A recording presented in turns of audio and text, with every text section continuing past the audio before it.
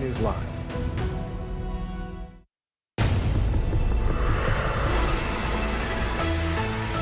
Tonight, a bombshell end to the Fox News defamation case. Today represents a ringing endorsement for truth and for democracy. A $787.5 million settlement is reached in a last-minute agreement, ending a years-long dispute with Dominion Voting Systems. The extraordinary twist in the case and what this could mean for other organizations and individuals Dominion is suing. Plus, there you go.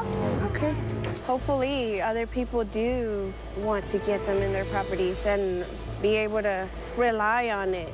we take you to the Mojave Desert as the first drops of water are made out of thin air in what could be a monumental step forward in fighting the need for clean water. Our Ginger Z has a look at the technology behind that report and what it could mean for communities around the world in tonight's Prime Focus. And Tall, whatever you think, from the songs that you sing to the drink that you drink. fresh off his visit to Kyiv, country star Brad Paisley joins us to talk about his music and the impact he's trying to make on the war in Ukraine. Good evening, everyone. I'm Lindsay Davis. Thank you so much for streaming with us. We're following those stories and much more, including the suspect in the shooting of 16-year-old Ralph Yarl is arrested days after he shot the teen who went to the wrong address. The latest on Yarl's condition and what prosecutors are now saying. Plus, American reporter Evan Gershkovich appears before a Russian court. What happened and what the administration is now asking for. And Damar Hamlin gives a major update on the future of his NFL career. Our correspondents are fanned out across the country covering those stories and much more for us tonight. But we do begin with that massive settlement in the $1.6 billion defamation case against Fox News. The network was accused of knowingly airing false claims about Dominion voting machines after the 2020 election. And late today, word of a $787.5 million settlement. It came in literally right before the trial was set to begin, after the jury was already sworn in and seated. This marks the end of a 2-year legal battle. Dominion attorney Justin Nelson said it, quote, represents vindication and accountability. The company's case was centered on what some Fox News hosts said on air to millions of viewers, which was much different from what they were actually saying and texting in private. Many of them were set to testify, and so was Fox News owner Rupert Murdoch. So how is Fox News reacting to the settlement? Our senior investigative correspondent Aaron Katursky leads us off tonight from outside of the courthouse in Wilmington, Delaware. Tonight, a bombshell settlement 2 years after Dominion accused Fox News of recklessly airing claims about its voting machines rigging the 2020 election that it knew to be false. Today's settlement of $787,500,000 represents vindication and accountability. Lies have consequences. The truth does not know red or blue. People across the political spectrum can and should disagree on issues. We must share a commitment to facts. The CEO of Dominion, after the settlement, saying this is an acknowledgement Fox News lied. Fox has admitted to telling lies about Dominion that caused enormous damage to my company, our employees, and the customers that we serve. Nothing can ever make up for that. Throughout this process, we have sought accountability and believe the evidence brought to light through this case underscores the consequences of spreading lies. Tonight, Fox News issued a statement saying we acknowledge the court's rulings finding certain claims about Dominion to be false, but said the settlement reflects Fox's continued commitment to the highest journalistic standards. The historic settlement keeps well-known Fox hosts like Laura Ingraham from having to testify about what they said on air. Disturbing irregularities have been found. Off the air, Ingraham said Trump's attorney Sidney Powell, who was pressing the false claims, is a bit nuts. Sorry, but she is. Fellow host Tucker Carlson said this. You've heard a lot over the past few days about the security of our electronic voting machines. And this is a real issue. In a text message, Carlson called claims about Dominion shockingly reckless. For weeks, Dominion said Fox News gave a megaphone to Donald Trump's allies who promoted conspiracy theories. And we have a machine, the Dominion machine, that's as filled with holes as Swiss cheese and was developed to steal elections. Behind the scenes, Fox boss Rupert Murdoch dismissed those conspiracy theories in an email calling them really crazy stuff and damaging. The settlement also keeps Murdoch off the witness stand. Tonight, one of Dominion's attorneys told us the settlement amounts to an apology. Does Fox News have to apologize to you? Fox News did apologize. We got them to be held accountable, and we got them to pay us a historic settlement amount. I believe it is the largest settlement in the history of any defamation suit by a factor of several. She says payment is a form of apology. Aaron Katersky joins us now. Aaron, you were there in the courtroom today. A jury had already been seated. Explain to us how this all played out. Yeah, it was a real moment of drama in that courthouse behind me, Lindsay. We were all seated. The jury had been sworn in. We were told opening statements were going to begin. And then nothing for 2.5 hours. There was this inexplicable delay and a slow murmur building up, wondering what was going on. The judge finally took the bench to say simply the parties had resolved the case. And then we learned the terms, $787.5 million. It's not the number that Dominion wanted initially, seeking $1.6 billion. But we've talked to some experts tonight, Lindsay. They say there is not a similar case they know of with a settlement so large. Lindsay? And we talked about this possibility of a settlement just last night. Aaron Katersky, our thanks to you as always. For more now, we're joined by Katie Fallow, senior counsel at the Knight First Amendment Institute at Columbia University. She's tried multiple free speech cases. Katie, thanks so much for joining us. So right off the bat, $787.5 million settlement. Just how unprecedented is that? Yeah, as Aaron said, it is the largest defamation settlement amount that I've heard of by a factor of several fold. It's about half of what Fox sought in this case. What Dominion sought in this case. And I think it's, people can argue about what it represents in terms of Fox's own profits, but it certainly seems to me that it would serve as a deterrent to Fox broadcasting the kind of statements that Dominion alleged were false and that the court in this case found to be false. And I think this case was very unique unusual in that Dominion was able to gather a lot of evidence, which you've already described, showing that many of Fox's anchors and producers and executives knew that many of the statements that they were broadcasting were false, but they broadcast them anyway. Is there a presumption of guilt that comes along with today's settlement? Well, certainly, having been a lawyer, any lawyer will tell you when you do a settlement, you're not going to admit to guilt. And, Fox did say that it acknowledged that the judge had found that many of its statements that it broadcast were false. So, that's a pretty lawyered statement. Presumably, Fox doesn't want to come out and make a more explicit apology or on-air retraction. And that could be in part because, first of all, of its concerns about its audience, but also it is also being sued by another voting software company, Smartmatic, that is seeking even more money in a defamation claim. So I think that they are, not being explicitly apologizing, but this is a significant amount. Dominion's lawyers ended their press conference tonight by saying, see you at the next one. Let's talk about those next ones. Sidney Powell, Rudy Giuliani, Newsmax are all also being sued by Dominion for defamation. How much does today's settlement impact those cases? Yeah, well, I think it sends a signal that Dominion has marshaled a lot of evidence and has a court ruling that a lot of the statements that were published on Fox are false. And so that isn't necessarily binding in a separate lawsuit, but it certainly creates an atmosphere. To some extent, they're going to presumably seek the same kind of discovery materials separately from those other Giuliani and Powell and others. And if they are able to prove that when those individuals made their statements, they actually knew that the statements were false at the time, or that they entertained serious doubts about whether they were true or false, then they would have an equally strong claim.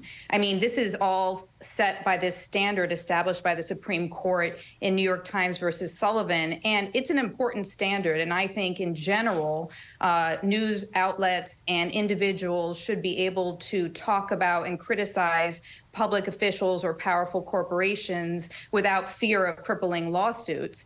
And the Supreme Court established this very strong evidentiary standard in New York Times versus Sullivan that if you're suing on those kinds of statements, you need to prove actual malice, which isn't maliciousness. It's actually knowing that the statements were false, but saying them anyway. So I guess it's going to be a little interesting to see with people like Giuliani and Powell, whether they can show evidence that they also didn't believe it when they were making these statements.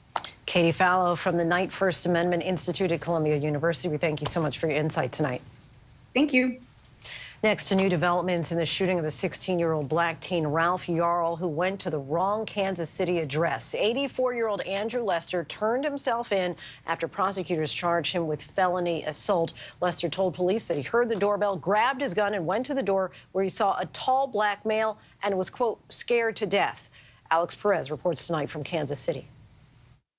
Tonight, Andrew Lester, the white man accused of shooting black 16-year-old Ralph Yarl, who mistakenly rang his doorbell, turning himself into police. The 84-year-old charged with felony assault and armed criminal action. And now new details from court documents.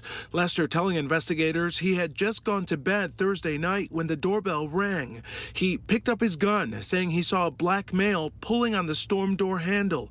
He believed someone was attempting to break into the house and fired 2 times through the glass door, striking Yarl, adding it was the last thing he wanted to do, but he was scared to death of the teen's size. The homeowner claiming that no words were exchanged, but Yarl telling police from his hospital bed that he never touched the door, saying he was immediately shot in the head and fell to the ground.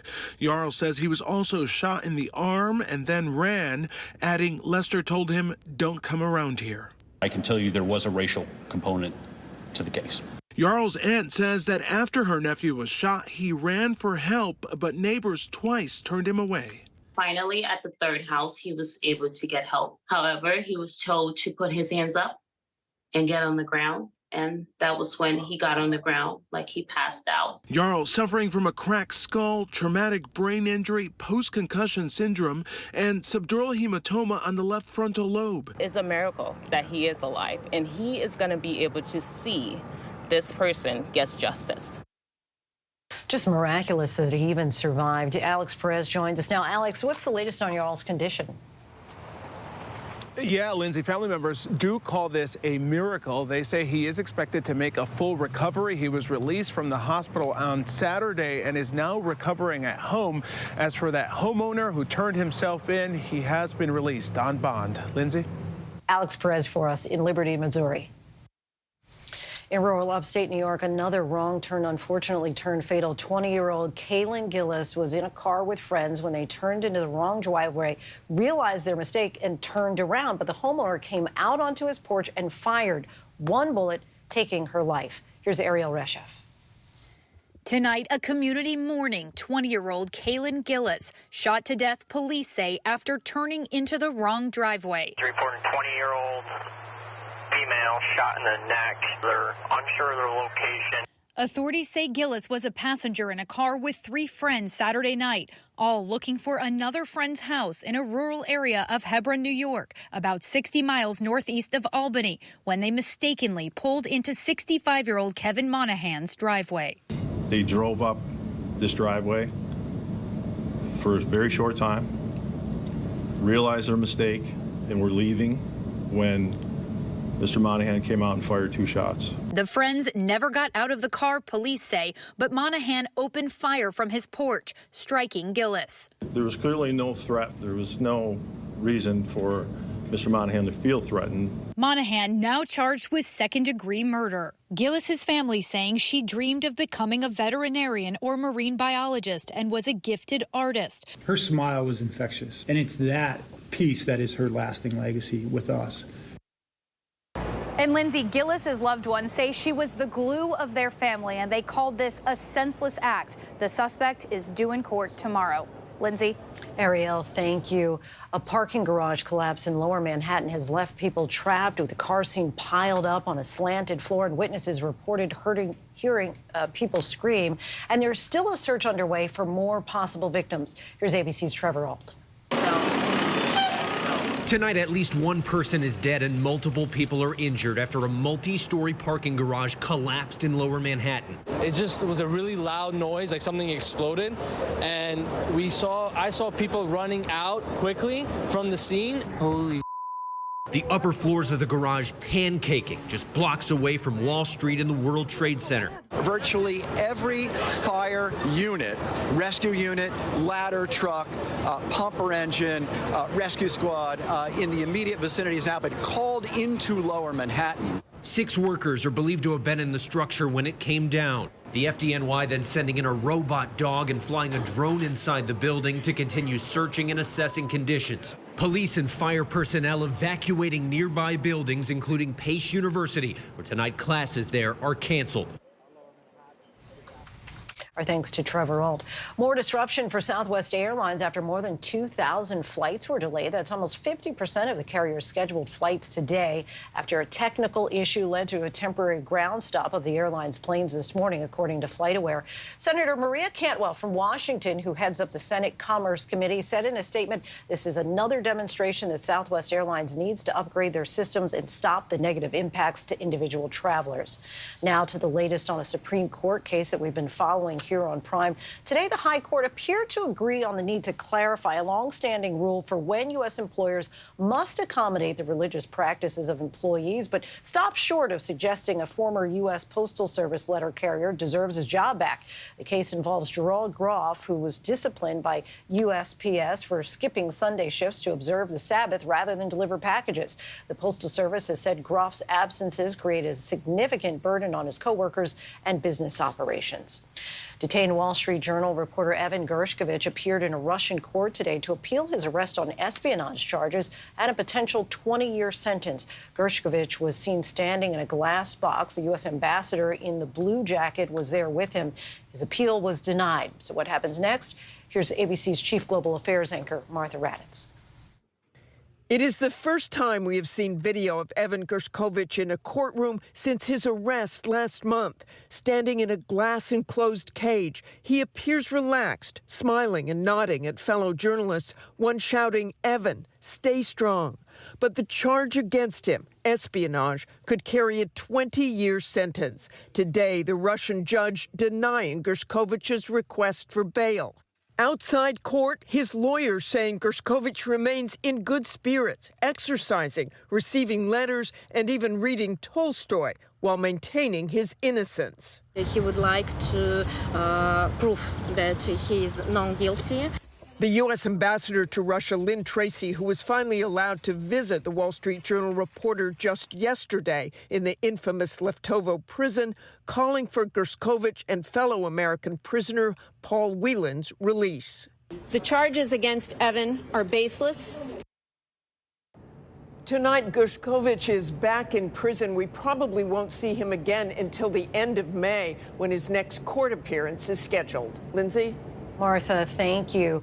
Thousands of people from all over the world took part in a March of the Living to commemorate the victims of the Holocaust by walking nearly 2 miles, linking the former Nazi concentration camps at Auschwitz-Birkenau. More than 1.1 million people, mostly Jews, perished in the gas chambers from starvation, cold, and disease at Auschwitz, which the Nazis set up in occupied Poland during World War II.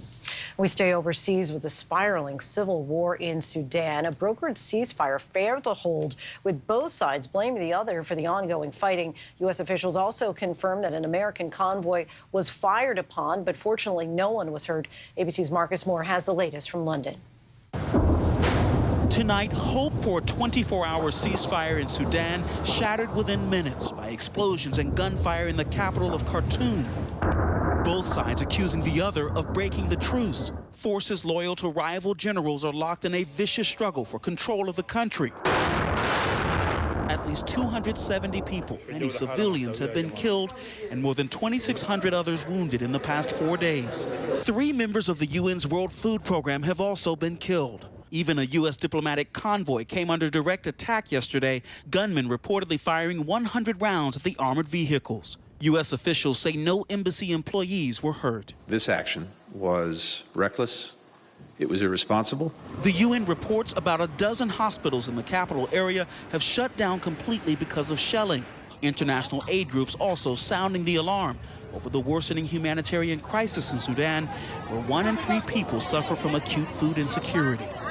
Marcus Moore joins us now. Marcus, what else are humanitarian groups there on the ground dealing with amid this outbreak of fighting?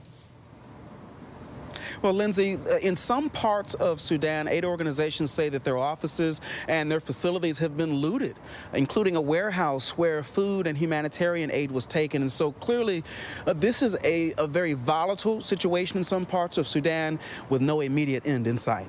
Lindsay. All right, Marcus Moore for us. Thanks so much, Marcus. Still much more to get to here on Prime tonight. Coming up, new developments in the death of Tyree Nichols as multiple officers are charged with his killing, the action his family is planning to take. Plus, he's one of country music's biggest stars and biggest philanthropists. Brad Paisley tells us how he's dedicating his time and talent to push for more aid for Ukraine. But next in our Prime Focus, it could be a groundbreaking step toward improving access to clean water. Our Ginger Z explores how water is being created right out of thin air. It's coming out. And I can just drink this right away? Totally. Wow. It's hard for people to conceive of.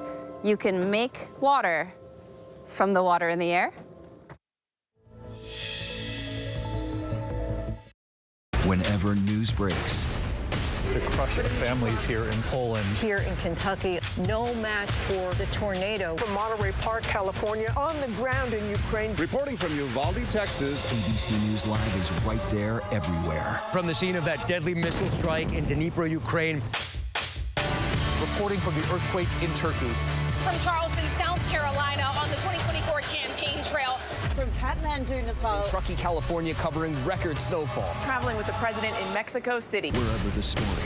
Here at this airport in Tampa, it's already shut down. Reporting from the nurses on the picket line. Reporting from Jerusalem. Here at 10 Downing Street in London. Streaming live to you. Wherever the story is. Wherever the story is. Wherever the story is. We're going to take you there. You're streaming ABC News Live. ABC News Live. You're streaming ABC News Live. ABC News Live. Streaming free everywhere. America's #1 streaming news. With so much happening these days, it's hard to keep up. Things change hour by hour, minute by minute. The historic weather that's now unfolding. The worries on Wall Street. We're bringing you the Right Now. With a nationwide teacher shortage. The Right Now look at the day ahead. An alert this morning for dog owners. And the key takeaways from the biggest stories.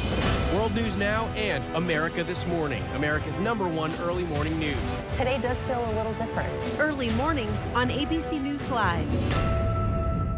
All right, here we go. You ready? Let's do it. Yes, it's the show America wants and America needs right now. This is What Would You Do? Let's go. How are you? Hug you. Yes. So what will you be watching Saturdays on ABC News Live? What would you do? Hey, I guess I just found out. The What Would You Do Marathon, 2 to 6 Eastern, every Saturday on ABC News Live. My favorite show.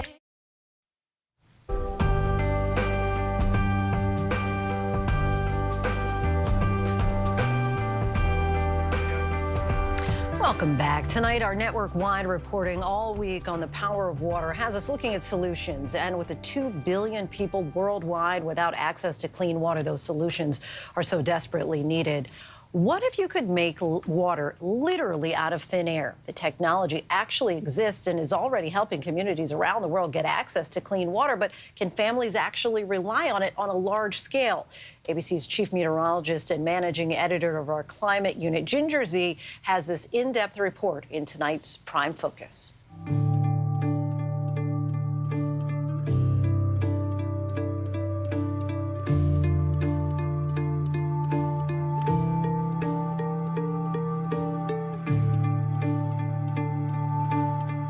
Across this desolate, dehydrated land in the Mojave Desert, the first drops of water made out of thin air. A new innovation for a small but now famous community. Their groundwater was poisoned decades ago. What the people who lived around here didn't know was that the water they were drinking, bathing in, and letting their children play in was contaminated with a dangerous chemical, chromium-6. Tell me, what are these stairs?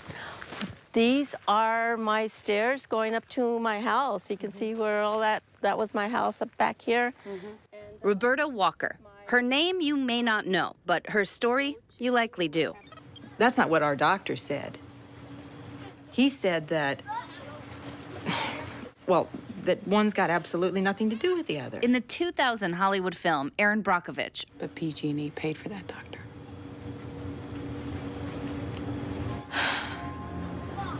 This is public road. Roberta was the real-life woman that worked with the real-life Erin to file lawsuits alleging that California energy giant PG&E contaminated drinking water sources in and around the town of Hinckley, California, and nearby Kettleman City with a carcinogenic form of chromium.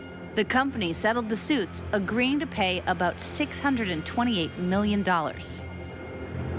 She takes us back to those memories as she was raising her daughters. Did they have symptoms, the girls, originally? Were they in the nosebleeds? Yeah, the nosebleeds. My daughter, blood would come out of her eyeballs. Despite the 3 decades that have passed since that original lawsuit, the dangerous chemicals still haunt this town. That's got to be so upsetting. It is. The movie ended, the story doesn't. No, we didn't take, a giant down. All we did was wake them up, And it's just so sad that people think that we are walking around with $5 million, when we didn't even get a fraction of that. These stairs are all that's left of Roberta's second home, the dream home she built after the movie. We were here up until 2020. We had to move again. And you had to move again because? The plume had moved northwest of PG&E, and it hit our land again. You've had to move twice? We were hit by the same, Because of PG&E's plume? Same gun, different bullet. Even though PG&E bought most of the homes dotting the now deserted alfalfa farmlands of Hinckley, about 300 people still live here. Largely because Hinckley, as you can imagine, now boasts some of the most affordable land in the state. And that's what's so upsetting, because that's where PG&E is still affecting people in other ways, not just the contamination, but they didn't buy all the land. So people who live here, who still own land, they can sell it to other people. They're taking advantage of people that can't afford to buy or build anywhere else, or even rent anywhere else, because this is the cheapest place you can go. Because it's a toxic... Because it's a toxic wasteland. That is what, not my words, those are the words from the assessor's office. But amid this toxic wasteland, down the street from what's left of Roberta's dream home, another home still stands. And what might sound like a pipe dream is becoming reality.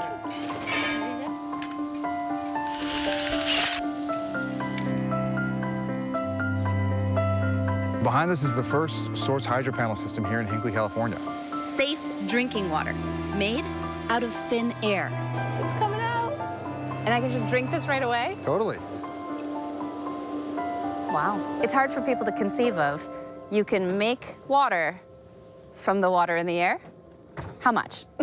Absolutely. So our team of researchers at Arizona State University, like 10 years ago, tried to say, how can we take the principles of renewable energy and apply it to drinking water? And what they developed was the hydro panel, which uses a clever combination of a special material that absorbs hydrogen and oxygen, as well as a really clever thermodynamic process to get not only energy from the sun, but heat from the sun to make hot air. And that combination allows us to convert the vapor in the air into liquid drinking water without needing any power or water connections at all. You can quite literally, put these on the ground, point them towards the sun, and make your own drinking water. It's a fresh way to get safe drinking water in a community that just can't touch the groundwater. This hydro panel relies solely on the sun and the moisture in the air. And then in its base is where it condenses, and then it pumps up here. Yeah, the internal water storage tank inside each of these units. So each one of these holds about 60 water bottles worth of water. And again, there's no power plugging these things in anywhere. Right, there's no water connection anywhere. This is a fully off-grid autonomous technology. Hydro panels have brought drinking water to some of the most rural communities, like deep in Navajo Nation, where it is so sparsely populated, it's basically like one person every 6 miles. About 40% of Navajo families have no running water at all. Many are forced to drive, often for hours, to either gather water or buy it from the store. But the Navajo government contracted the installation of hydro panels on more than 500 homes. There are so many places around the world that could utilize this. We have source panels in over 50 countries globally around the world, trying to work with communities to really understand the dynamics to help solve their water problem. But as you said, right, there's a lot of acute drinking water challenges that don't allow people to drink what comes out of their tap, and so they have to go buy it in a plastic bottle. Now, a hydro panel system lasts up to 20 years and costs about $4,000 up front. It's about 15 cents, so it's about 7.5 cents a water bottle. So again, more cost effective currently than commercially available bottled water.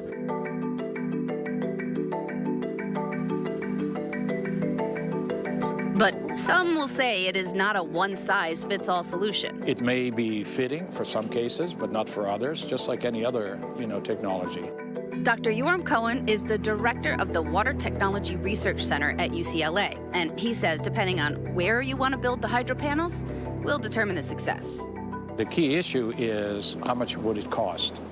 One has to think about it seriously, whether that's a sustainable solution, because if you are in an area where you have no water whatsoever, the question is why would you want to actually develop residential? I think for hydro panels, it will produce somewhere between maybe 3 liters to 5 liters per day. A human being requires 2 liters a day, and you have to look at the cost. How much are you paying for a liter of water?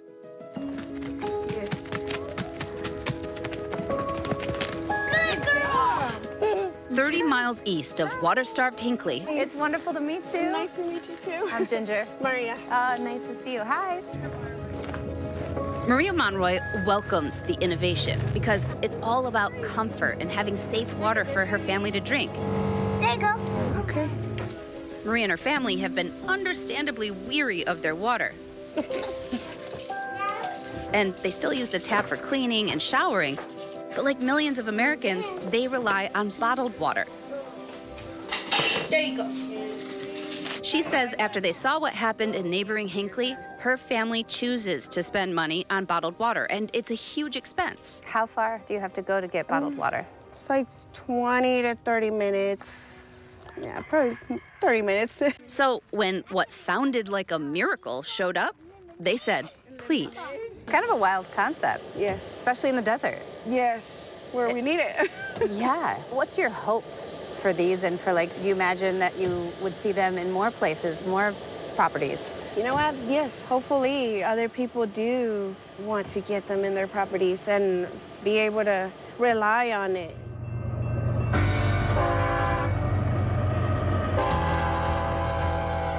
The problems don't end at Hinckley. From Jackson, Mississippi to Flint, Michigan, there are communities all over the U.S. that can't drink their groundwater. Or probably shouldn't. Do you have a lot of hope? You have to have hope. You have to. You have to pray and have hope that there's going to be change in this world and that somebody, somewhere, somehow is going to figure out a way of cleaning up this land, with the water, the air, everything. But will I see it in my time? I don't think so. But I hope that it will happen for my kids and my grandkids. Holding on to that hope. Our thanks to Ginger Z for that. Still much more to get to. Coming up, months after going into cardiac arrest on the football field, Damar Hamlin gives an update on his health, what we're learning about his future on the field.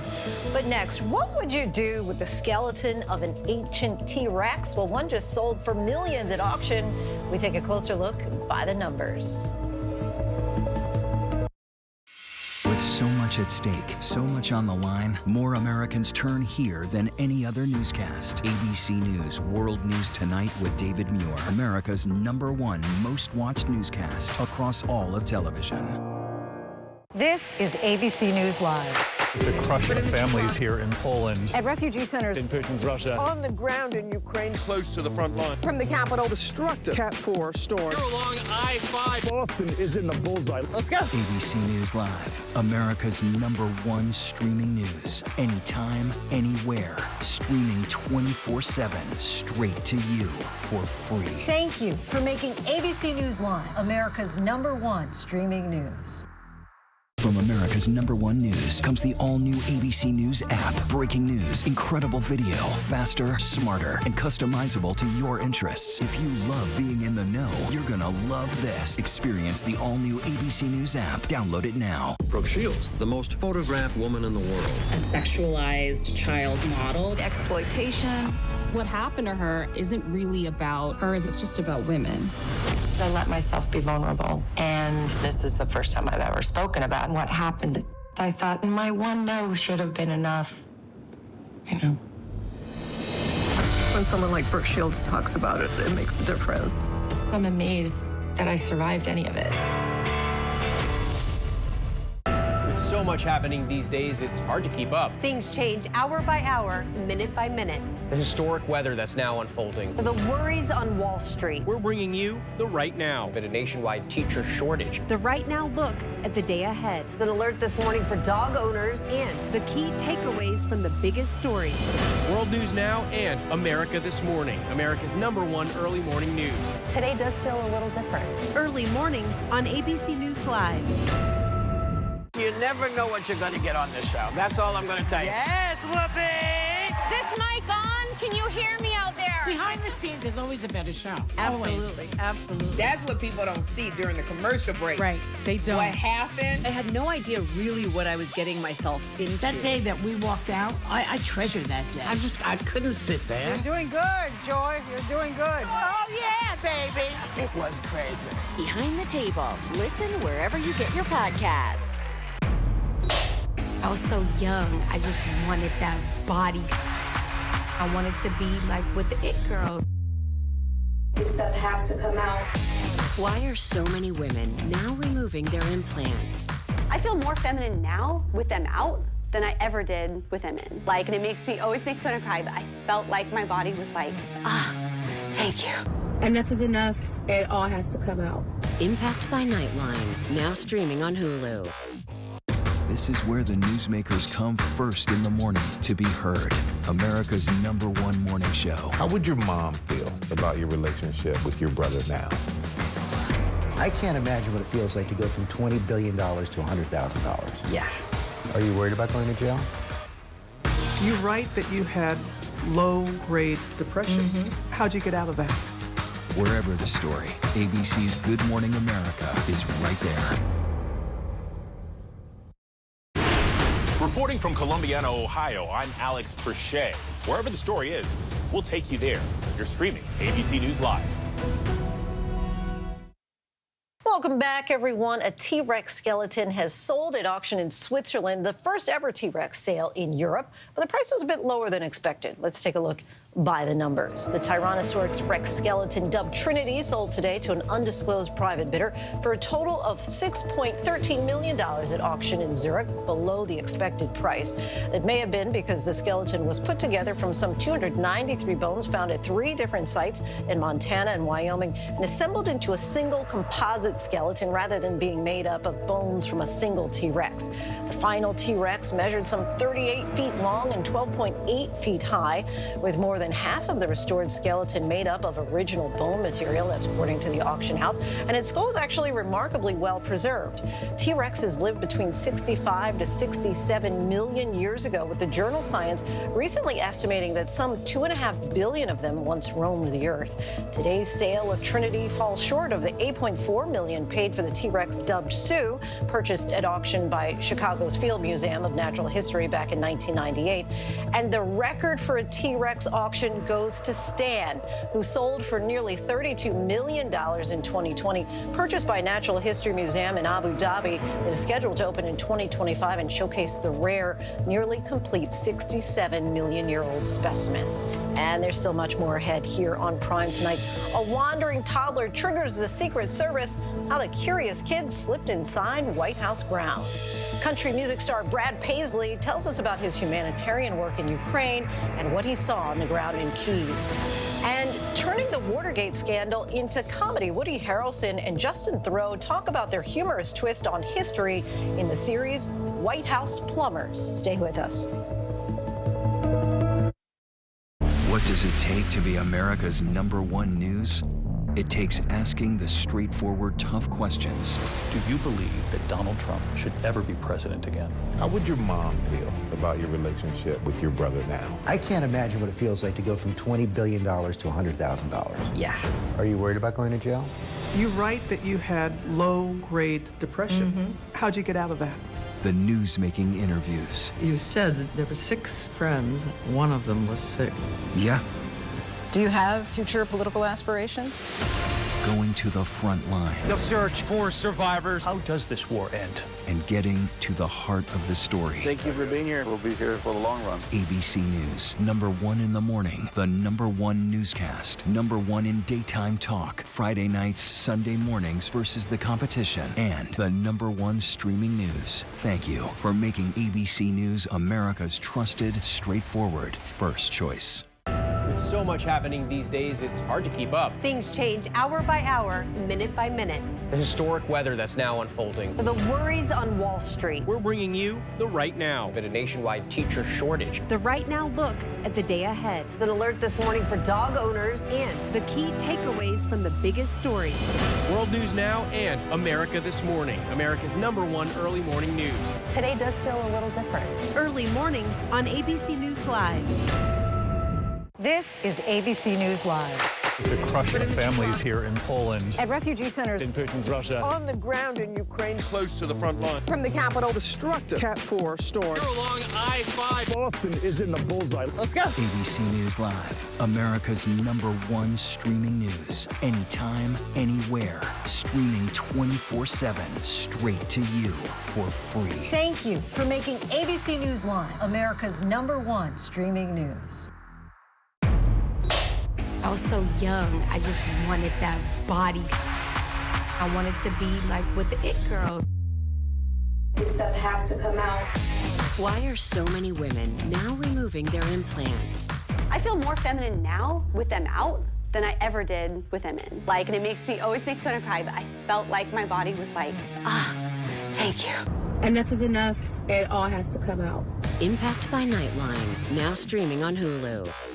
Get ready, America, every Friday. The hottest trends, styles, and must-have. What's the right stuff to buy right now? I really love that. It's time to buy the right stuff. Yes! And save big time, too. The right stuff. Fridays on GMA. You're gonna love it. 13 women opened their doors to the man who would end their lives. Truth and Lies, The Boston Strangler, the new true crime podcast series. Listen now wherever you get your podcasts and watch Boston Strangler, starring Keira Knightley, streaming on Hulu. All right, here we go. You ready? Let's do it. Yes, it's the show America wants and America needs right now. This is What Would You Do? Let's go. How are you?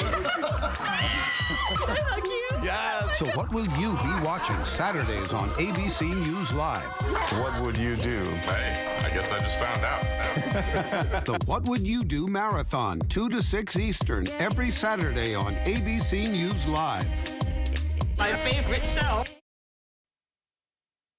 The family of Tyree Nichols plans to file a lawsuit over his death. Damar Hamlin gives a major update on the future of his NFL career and how a toddler managed to get onto the White House grounds. These stories and more in tonight's Rundown.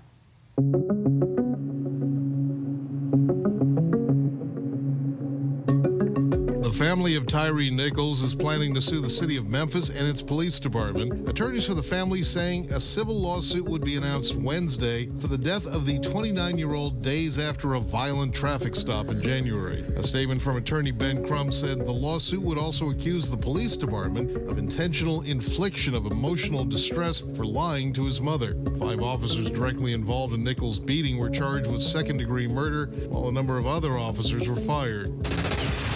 A third suspect in the drugging deaths of 2 men in the Hell's Kitchen area of New York City was arraigned. Jaquan Hamilton was charged with murder as well as robbery, conspiracy, and identity theft. Reports say he pled not guilty. Hamilton was indicted alongside 4 other men, 2 of whom were also charged with murder. The charges come in connection with the deaths last year of John Umberger and Julio Rodriguez, who were allegedly drugged and beaten following outings at gay bars in Hell's Kitchen. Police say Hamilton is tied to a group involved in at least 17 drugging and robbery cases from September 2021 to August 2022. The GOP-led Senate Health Committee released a report suggesting the COVID-19 virus originated from an accidental lab leak in Wuhan, China. The report makes a circumstantial case that sometime before September 2019, that's months before the Chinese government alerted the World Health Organization of a mysterious contagion circulating through Wuhan, an undetected leak at the Wuhan Institute of Virology occurred, causing lab workers to be infected with what would become known as COVID-19. Damar Hamlin says he's ready to make a comeback after getting the all clear from doctors to return to football activities. Hamlin suffered cardiac arrest in January after a blow to the chest during a Monday Night Football game. Hamlin spoke to reporters today and confirmed he had suffered from commotio cordis on the field. He said he hopes to bring awareness to the condition and the importance of CPR. My heart is still in it. My heart is still in the game. I love the game. It's something I want to prove to myself, not nobody else. An unexpected culprit successfully navigated through the newly installed fence surrounding the White House. The fence has anti-climb technology, but a toddler managed to squeeze through the metal bars of the north fence onto the White House grounds. The Secret Service said the White House's security systems instantly triggered its officers, and they were able to reunite the curious young visitor with their parents. Billboard's Hot Latin Songs chart has a new leader, with Ella Baila Sola by Eslabón Armado and Peso Pluma.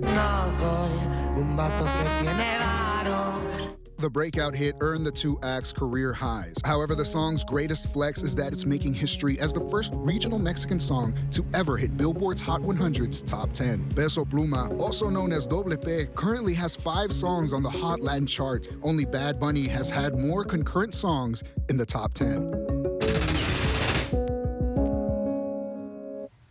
YouTube is working with the National Eating Disorder Association to come up with new regulations to combat content that promotes eating disorders in young people. Our Eva Pilgrim has more. A worrying trend, eating disorders in adolescents and teens increased during the pandemic. Some studies linking the upsurge to increased time on social media. An estimated 30 million Americans will have an eating disorder in their lifetime. The research tells us that the highest risk for the onset of an eating disorder is during adolescence. Now YouTube is partnering with organizations like the National Eating Disorder Association, making changes to its site, including blocking some content that may promote eating disorders, such as describing behaviors like calorie restriction that could be interpreted as a how-to guide, restricting kids under 18 from seeing videos discussing disordered eating, and adding information under videos from mental health support groups. We may age restrict content where an individual may be describing binging or purging or calorie restriction in the context of their journey through recovery, but in doing that, maybe introducing or describing information that could serve to as a trigger to those who may be viewing it. The company, which says it has over 1.4 billion views on mental health content in the U.S. in 2021, also working with NEDA to produce a YouTube video series on eating disorder information. I think steps like this may have some impact, but eating disorders predate social media. They are an epidemic. And while social media may play one role in exacerbating the way people feel about themselves, we have to be really careful to know that this is not something that's going to solve a crisis.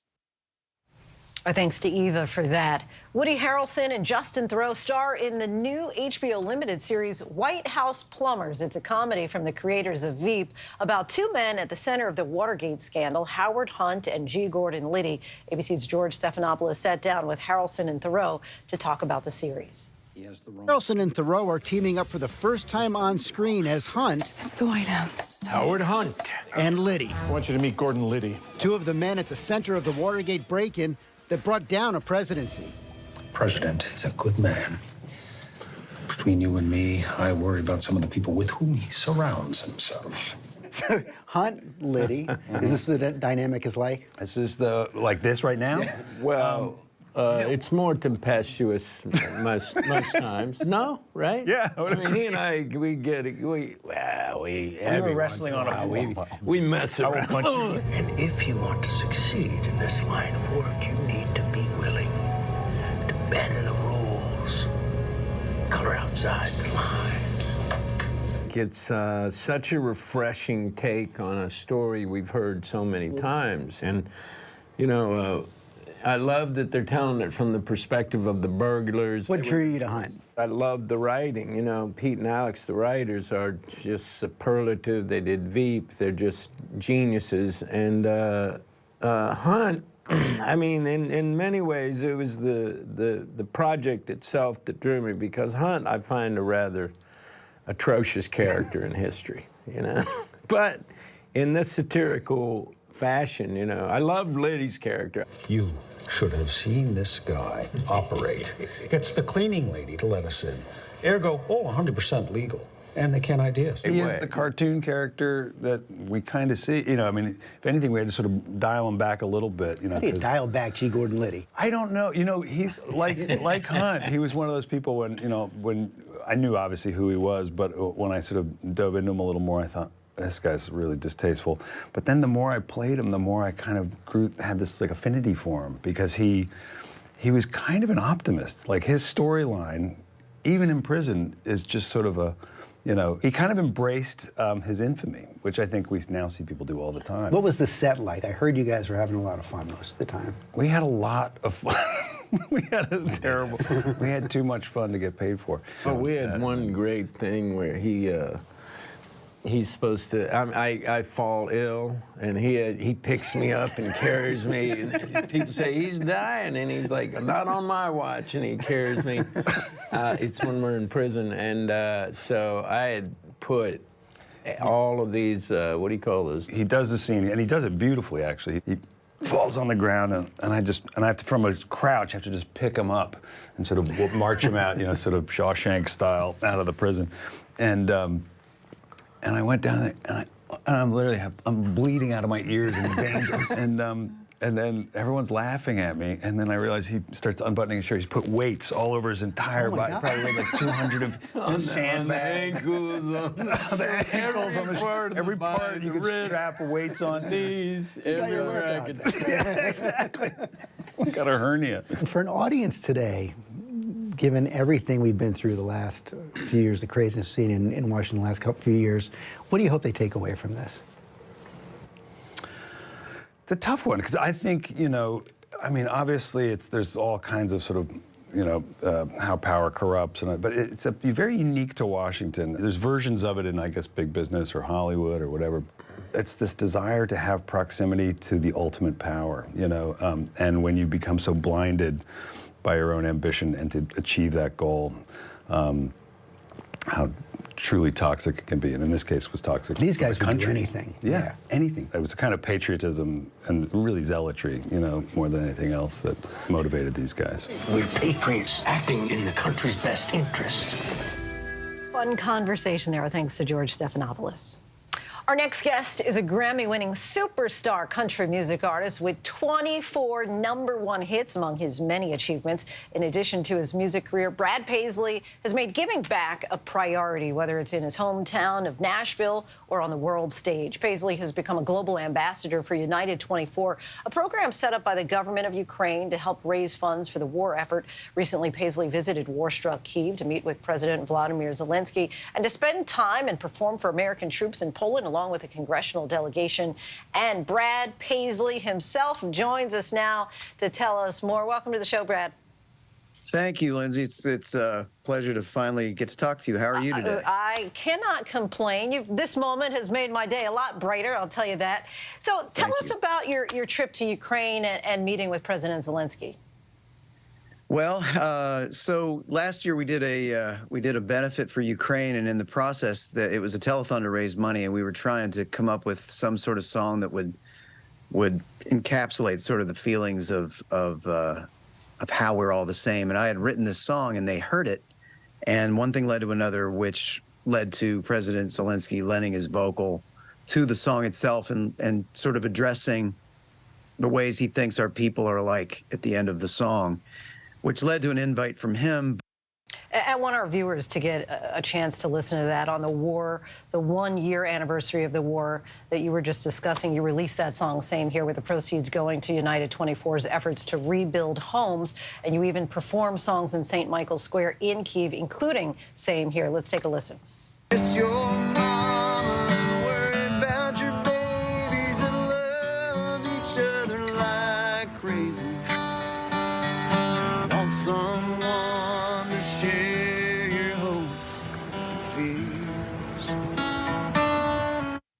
And you were explaining to us the meaning behind that. When you initially wrote Same Here, did you have Ukraine in mind?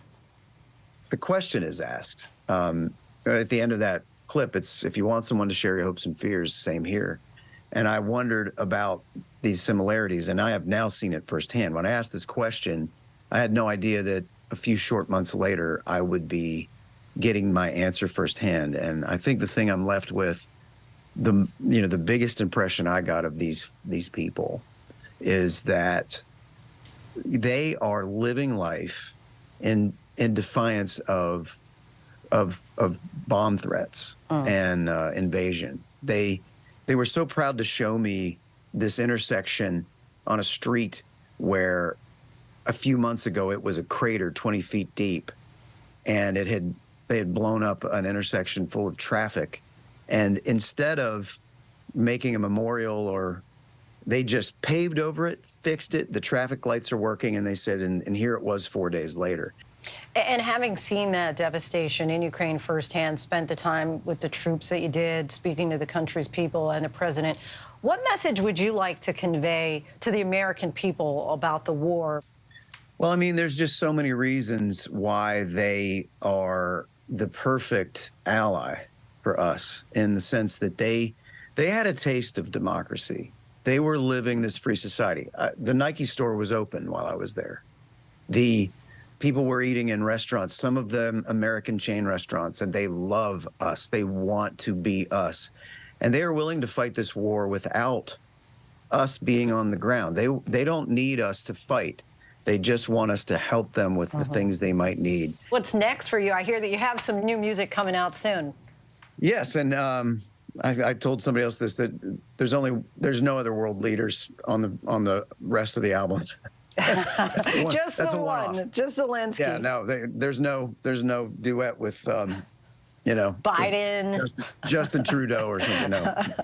No, it's a record that it's ironic that the record was begun as this sort of it's called Son of the Mountains, is the album that Same Here is on. And it's the viewpoint of a kid from a small town in West Virginia, 1,200 people, who's now seen the world. What a pleasure to talk to you, Brad. Really appreciate you coming on the show and all that you're doing in entertaining and inspiring us. Really appreciate it. Well, I appreciate you talking to me, and it's been a challenge to try and convey everything I saw, but these people are trying their best to be us, and I'm encouraged after having been there. I didn't know if I'd come back sad or hopeful, and I'm more hopeful than I was before I went. I think we feel that encouragement there as well. Brad Paisley, thank you so much. And that is our show for this hour. I'm Lindsay Davis. Stay tuned to ABC News Live for more context and analysis of the day's top stories. Thanks so much for streaming with us.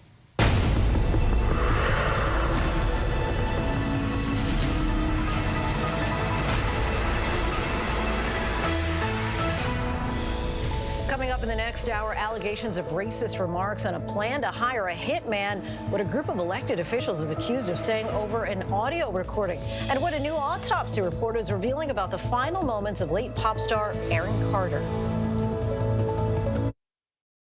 This is ABC News Live Prime. Thanks so much for streaming with us. Live reporting, breaking news, exclusives, award-winning, powerful, eye-opening. ABC News Live Prime with Lindsay Davis. Streaming weeknights.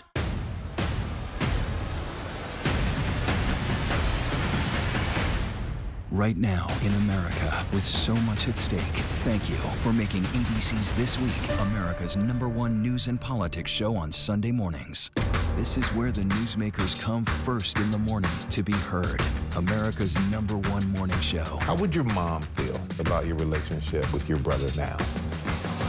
I can't imagine what it feels like to go from $20 billion to $100,000. Yeah. Are you worried about going to jail? You write that you had low-grade depression. How'd you get out of that? Wherever the story, ABC's Good Morning America is right there. This is ABC News Live. The crush of families here in Poland. At refugee centers in Putin's Russia. On the ground in Ukraine, Close to the front line. from the capital. Destructive Cat 4 storm. Here along I-5. Boston is in the bullseye. Let's go. ABC News Live, America's #1 streaming news. Anytime, anywhere. Streaming 24/7, straight to you for free. Thank you for making ABC News Live America's #1 streaming news. You never know what you're going to get on this show. That's all I'm going to tell you. Yes, Whoopi! Is this mic on? Can you hear me out there? Behind the scenes is always a better show. Absolutely, absolutely. That's what people don't see during the commercial break. Right, they don't. What happened? I had no idea really what I was getting myself into. That day that we walked out, I treasure that day. I couldn't sit there. You're doing good, Joy. You're doing good. Oh, yeah, baby. It was crazy. Behind the Table. Listen wherever you get your podcasts. All right, here we go. You ready? Let's do it. Yes, it's the show America wants and America needs right now. This is What Would You Do? Let's go. How are you?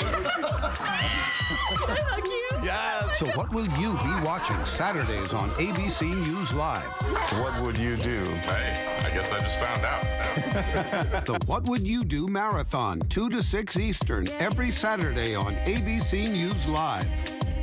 My favorite show. I was so young. I just wanted that body. I wanted to be like with the it girls. This stuff has to come out. Why are so many women now removing their implants? I feel more feminine now with them out than I ever did with them in. Like, and it always makes me want to cry, but I felt like my body was like, thank you. Enough is enough. It all has to come out. Impact by Nightline, now streaming on Hulu. Reporting from Monterey Park, California, I'm Robin Roberts. Wherever the story is, we're going to take you there. You're streaming ABC News Live. Good evening, everyone. Thanks so much for streaming with us. We're monitoring several developments here at ABC News at this hour. Calls for several elected officials to resign are growing in the small town of Idabel, Oklahoma. The McCurtain County Gazette News released parts of an audio recording that captured racist remarks made in a conversation with the local sheriff, a county commissioner, the jail's administrator, and a sheriff's detective. The recording occurred during a county commissioners meeting where the group also discussed hiring a hitman from Louisiana to take care of 2 local journalists using 2 deep holes to get rid of their bodies. Several law enforcement agencies are now investigating, including the Oklahoma Attorney General and the FBI. Idabel's mayor has called for all of the people involved to resign, a sentiment that's shared by Oklahoma Governor Kevin Stitt. Lawmakers in North Dakota advanced an abortion bill that seeks to ban the procedure with very few exceptions. The bill makes performing or aiding an abortion a Class C felony, punishable by up to 5 years in prison and/or a fine of $10,000. However, the pregnant woman would not be charged. The only exceptions are if the mother's health or life are in danger and in cases of rape or incest, but only up until 6 weeks gestation before many women know that they're pregnant. The bill will next head to the Senate. Former teen star Aaron Carter's cause of death was drowning plus propellant in canned air and generic Xanax as contributing factors, according to the LA County coroner. The report says multiple cans of electronic dust canned air were found near him and that he had a known history of inhalant abuse. Multiple bottles of prescription meds were also found. Carter was 34. Late this afternoon, Dominion Voting Machines and Fox News reached a massive settlement. Dominion was suing Fox News for defamation, claiming that it knowingly pushed false conspiracy theories that the voting machine company rigged the 2020 presidential election in favor of Joe Biden. ABC's Aaron Katersky is in Delaware for us tonight. Tonight, a bombshell settlement 2 years after Dominion accused Fox News of recklessly airing claims about its voting machines rigging the 2020 election that it knew to be false. Today's settlement of $787,500,000 represents vindication and accountability. Lies have consequences. The truth does not know red or blue. People across the political spectrum can and should disagree on issues. We must share a commitment to facts.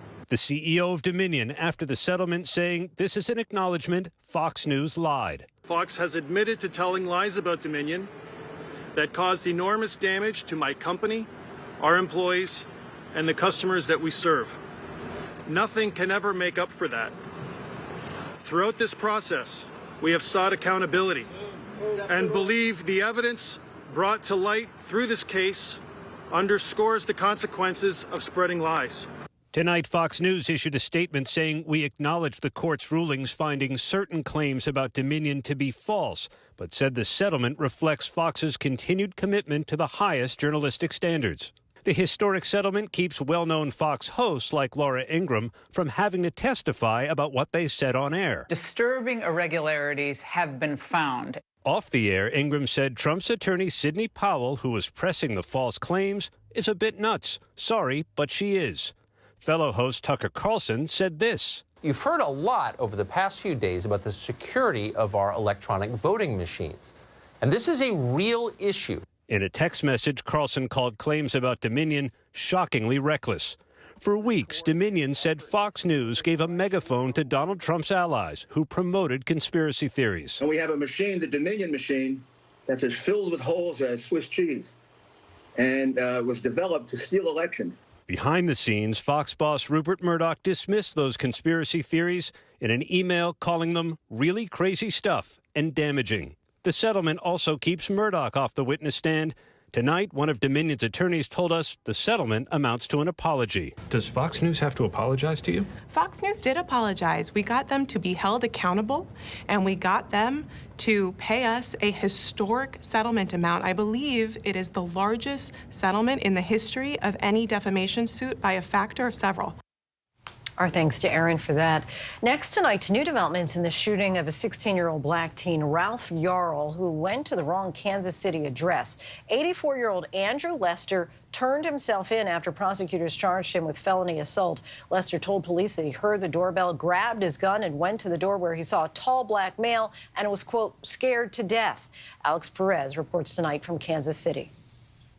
Tonight, Andrew Lester, the white man accused of shooting black 16-year-old Ralph Yarl, who mistakenly rang his doorbell, turning himself into police. The 84-year-old charged with felony assault and armed criminal action.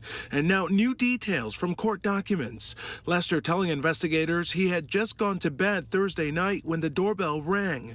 He picked up his gun, saying he saw a black male pulling on the storm door handle.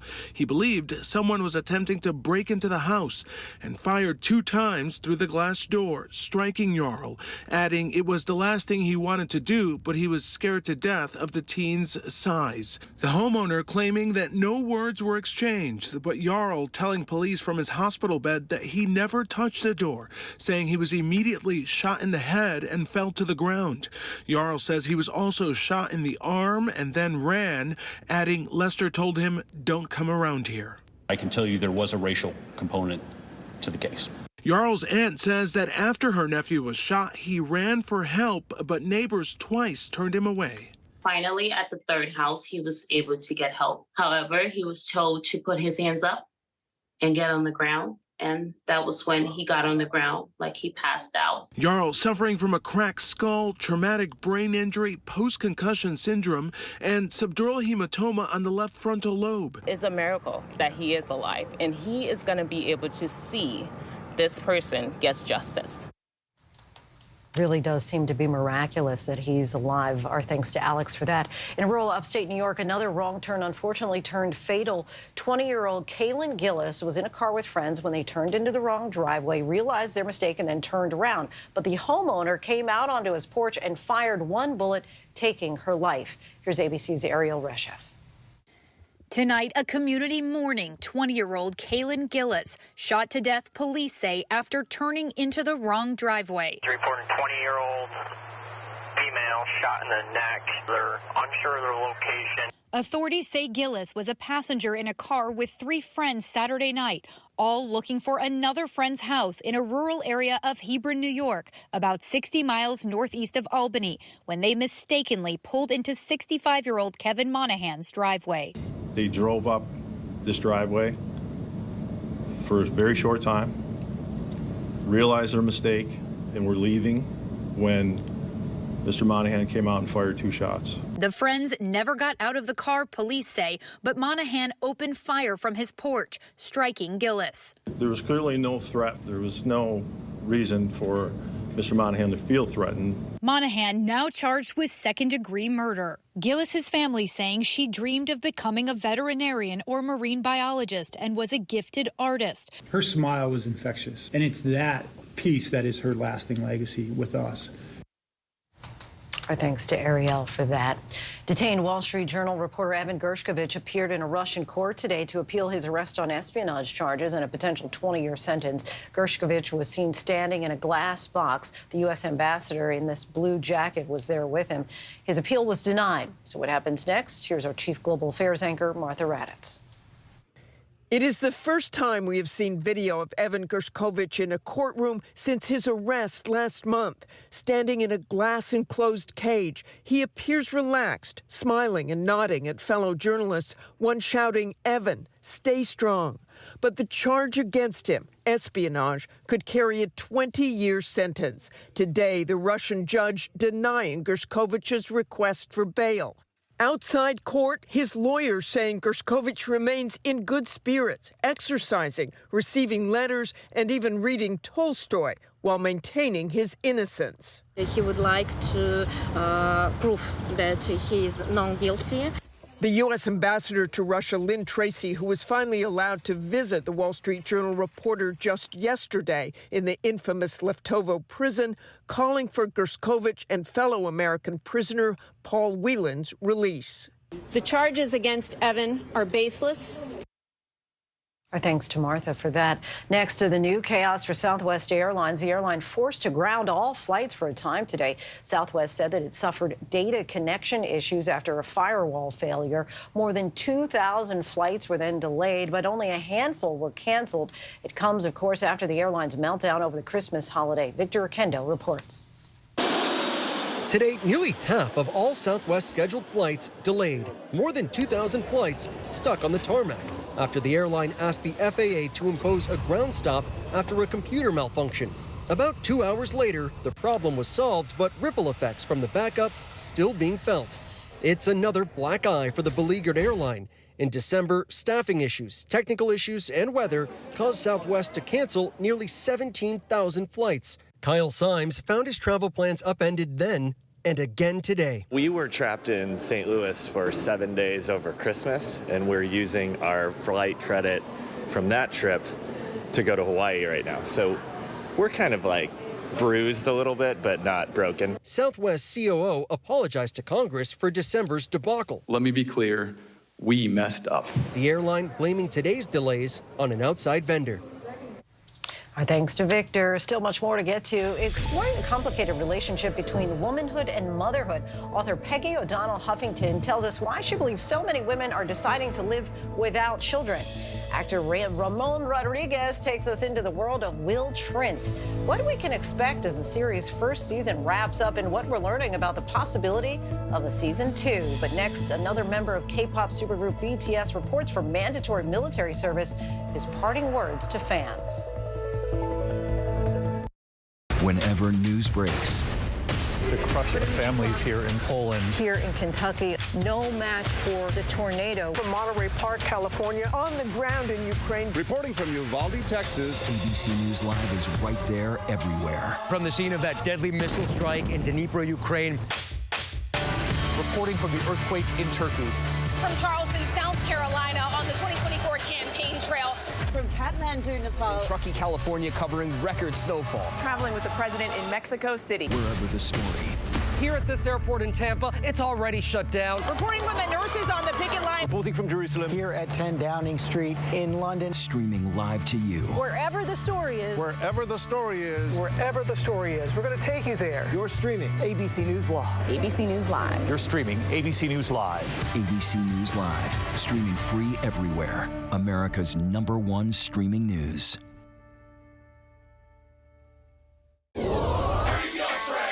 Bring them on. If only there was a place in the morning to start my day. With a smile, somewhere to help me get in the know.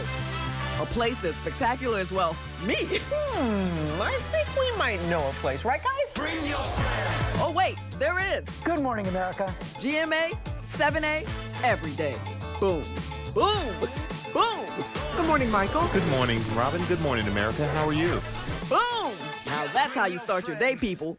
All right, here we go. You ready?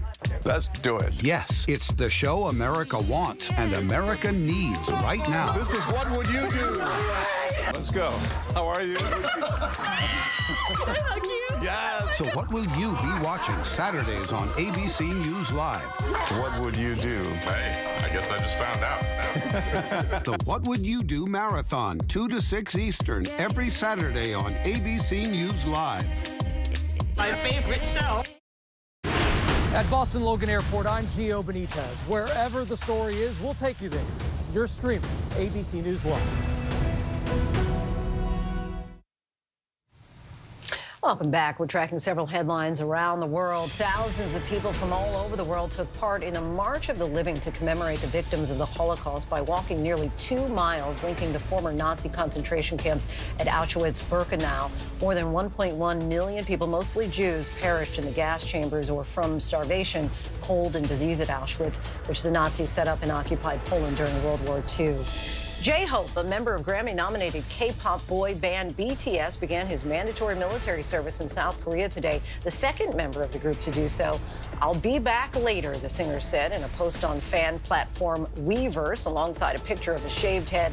More than 10,000 comments from his fans wished his safe return after completing his military duties. All able-bodied men in South Korea between the ages of 18 and 28 must serve in the military for 18 to 21 months. A wide plume of smoke and ash has filled the sky of Colombian communities near the Nevada del Ruiz volcano. Residents of one of the volcano's surrounding villages kept with their daily routine despite a report on an increase in the volcanic activity. The volcano's eruption in 1985 killed more than 25,000 people in Colombia's biggest ever natural disaster, with avalanches and earth and rock fragments burying entire settlements. In the era of declining birth rates, we're starting to hear more conversations exploring the complicated relationship between womanhood and motherhood. Even though more women are choosing to go childless, the long history of deciding not to become a mother is actually nothing new. Gender historian and author Peggy O'Donnell Huffington is here to discuss her new book, Without Children, The Long History of Not Being a Mother. Peggy, thank you so much for joining us. What made you decide to write about this? So in part, this book came from my own personal experience. We tend to talk about not having children as this really clear choice. You want children, you have them. You don't want children, you don't have them. In my own experience, it's more complicated than that. There's a lot of factors that sort of weigh on that reproductive decision. And when I look to the past, I found that it was true for women in the past as well. Are you starting to see that the answers are still the same as far as why people are saying, I'm not going to have kids? Yeah, absolutely. So when surveys today ask women why they're not having children, their answers are pretty predictable. And strikingly, they're very similar to the reasons women would have had in the past. They struggled to balance work and family, providing for their families economically versus making more family. They didn't have community support or enough community support to feel like they could have children. They worried about the natural environment that their children would be raised in and whether it could support more people. Women in the past, like many women today, wanted to do just other things with their lives. You talked in the past about the idea of sexual consent and parental consent being really one of the same. How elaborate on that for us? Sure. So in our conversations today about abortion, for example, I think we tend to frame questions of limiting births as a relatively new thing. But in fact, people have been limiting births for a very long time. And one of the reasons they have been doing that is so that a community could sort of have fewer children and then have more resources, both in terms of time and energy and love, but also material resources to care for their children. So I think the same sort of applies today, that we can think about people wanting to limit the number of children they're having, maybe not having children at all, as really valuing the children that we are producing. And you've said that you do think that there is a divide between mothers and non-mothers. Do you think that there's a negative stigmatism put on women who decide, I'm not going to have a child? Yeah, absolutely. One of the striking things in researching the book was seeing how much effort was put into creating that stigma over the course of American history, the last century and a half or 2 centuries. People in power, politicians, thinkers, worked very hard to sort of stigmatize women who didn't have children as a way of sort of making it clear to women that having children was the socially acceptable path. Why do you think it's so important to understand the cultural context of this? For me, I think not having children can be a really lonely and isolating experience. It feels like you're doing something that's strange, that you're not living up to expectations.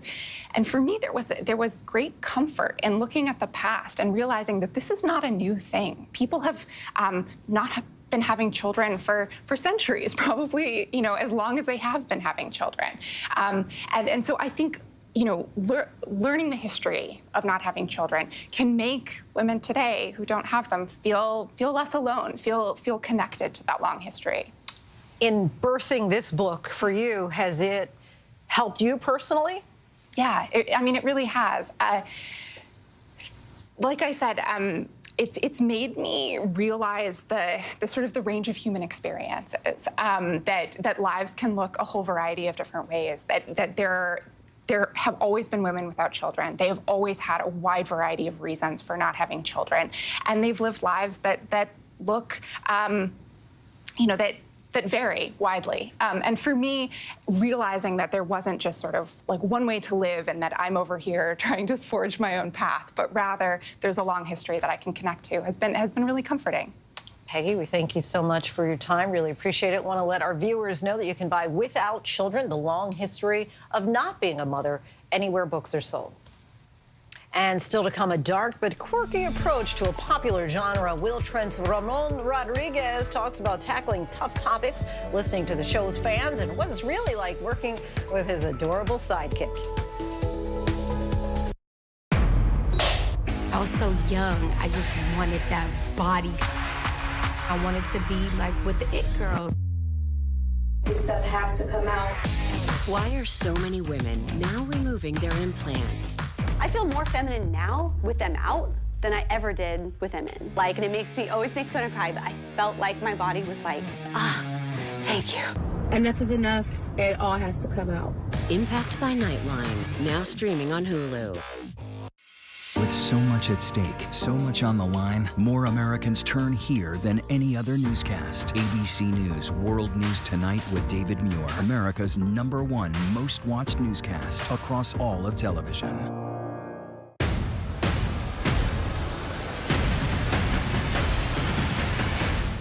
Right now in America, with so much at stake, thank you for making ABC's This Week America's #1 news and politics show on Sunday mornings. All right, here we go. You ready? Let's do it. Yes, it's the show America wants and America needs right now. This is What Would You Do? Let's go. How are you? Yes. So what will you be watching Saturdays on ABC News Live? What would you do? Hey, I guess I just found out. The What Would You Do Marathon, 2 to 6 Eastern, every Saturday on ABC News Live. My favorite show. ABC series Will Trent follows the off-center special agent as he uses his unique point of view to solve cases with the Georgia Bureau of Investigations. Let's take a look. Something's not right. But what it is ain't exactly clear. Somebody was carried out of the house. Put out an Amber Alert. There's a kidnapping. Always with the three-piece suit, like every day's your wedding day. On my funeral. Why Will Trent, of all people? He's good police, and he's objectively hot. Plus, I have a good memory. Hot and the three-piece suit, no doubt. Actor Ramon Rodriguez is back in the house to unpack the series as the freshman season comes to a close. Welcome back to the show. Thank you for having me. Nice to be here in person this time. Yes, and I heard you just got some big news. Tell us about that. We just heard today that the show was picked up for a season 2. So it's really, really exciting. I'm excited to put back on that 3-piece suit down in Atlanta. But we're all thrilled. The writers, you know, the cast, everyone, we all spoke today. And it's pretty exciting, you know, that we get to go and dive back into this show that we've created. And do you get a sense, you know, I'm not sure how it works with the series, like if it were to continue, what that next season might look like? Is there any kind of discussion potentially before you know that you've got the green light to continue on? Yeah, so you know, we have those conversations with the network. Being a producer, I get to be a part of those conversations with our showrunners, and so we talk to them and we sort of present to them some ideas about what season 2 might look like. And you know, it's fun about when you do a series, especially season 1, you're sort of learning what's working, what's not. And we were airing at the same time while we were filming. So in real time, we were sort of learning what the audience was responding to and what we were learning through just in the process. You know, trying to expand on these cases so it's not just a case per week seemed to be something we all really gravitated towards. You get to kind of invest more into the cases, especially when they deal with, you know, it's somehow related personally to the characters. So we're excited to do that. And part of this season, we see Will Trent go undercover as Bill Black. How is that as an actor to portray a character who's portraying another character? Right. It's exciting when you get the opportunity to really sort of dive into another sort of role within the show. So Bill Black couldn't be more different than Will Trent. You'll see that in tonight's episode. I believe it airs. I mean, I don't know if this is live. If it is, it airs tonight. Yes. And so, yeah, Bill Black is a character that comes from the books. You know, this is a character that Will Trent creates to go undercover on a case. Very different looking, very different energy. So as an actor, it's thrilling to be able to sort of put on a whole other hat within the same show. And when you were here with us last time, you were talking about how one of the aspects that you really liked about the show was that there was some levity, even though you're talking about really heavy things. How do you feel that Will Trent is different from other law enforcement shows? I think you just said it. I mean, one of the things we do, we're able to navigate some themes and topics, some very serious life stuff that these characters are struggling with: dyslexia, addiction, diabetes, in the midst of some pretty heavy crimes. And then at the same time, we have these moments of levity where we're singing a Hall & Oates song while we're trying to crack a case, or we've got Betty and all the wonderful things that she brings to the show. So I think, you know, to be able to navigate that terrain of some pretty heavy subjects, but always being mindful to have some levity and have some moments where you get to release and laugh. That's something the writers, we all talk about constantly. It's a fun thing that kind of gives it that little difference that maybe other shows don't have. Something else that's a lot of fun, you mentioned Betty, the diva. Tell us about this sidekick. And for people who don't know, Betty is a dog. Betty is a dog. Her real name is Bluebell. She's a Chihuahua, and she is just a star. You know, she gets flown in. She gets flown in. She comes in from Florida. She really does. And sometimes, in fact, we had to do a little PSA for a dog shelter. She wasn't available. Like, sometimes she's not available. Goodness. We have to check with her agents. There's no eye contact. She rolls in her own bus. She has her own trailer. I've created a whole backstory for the dog. But, you know, honestly, Betty she's a pretty incredible performer. She's a pro. She's been on other movie sets. You know, she hits her marks. Not her first rodeo. And she might have the best life of all of us. I bet. She comes in, does her scenes, gets a little treat for every good thing, flies right back to Florida. I'd like to end where we started, because we were saying that you're going to get a new season. You were saying that you would have some ideas. Can you give us a little, without any spoiler alerts, the direction you might be heading? We can't give too much. We got to get through airing this season first. But I will say, you know, we are very much paying attention to the things that people respond to and what audiences respond to. And so, you know, diving deeper into these characters, you can count that that's something that's going to happen. I will say this, and this isn't a spoiler of sorts, but people that are fans of the books, there's a character in the books that I know people love named Sarah. Okay. That she was actually in the books prior to Will Trent. I know the audience is really, they're all sort of writing and always saying, when is Sarah coming into the picture? That's something that might be explored. I'm not going to say it is or isn't. All right. But there's potential. It's a good possibility. Ramon Rodriguez, thank you so much. Always a pleasure to talk to you. Really appreciate you coming. Appreciate you having me. And that is our show for tonight. I'm Lindsay Davis. ABC News Live is here for you all night with the latest news, context, and analysis. You can always find us on Hulu, Roku, the ABC News app, and, of course, on abcnews.com. Have a great night.